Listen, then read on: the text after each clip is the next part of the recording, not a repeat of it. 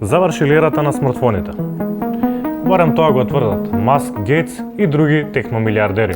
Но колку навистина сме близко до следната генерација смарт уреди. Компанијата Neuralink, основана од Маск, развива мозочни чипови што ги поврзуваат луѓето и компјутерите. Чиповите имаат обем на една паричка и се вградуваат под черепот на корисникот. Наменети се за пациенти со попреченост, за да може да се движат и комуницираат. Првиот чип во човечки мозок беше вграден на почетокот на 2024 година.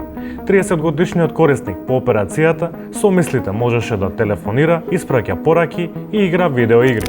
Што има тука лошо? И како Маск планира да ги замени паметните телефони? Најмногу загрижува приватноста, бидејќи чиповите буквално ги читаат вашите мисли и секој импулс на невроните го пресликуваат на екран. Постои ли опасност за умствена контрола над луѓето преку овие чипови? Конкретен одговор за сега нема, но расте загриженоста.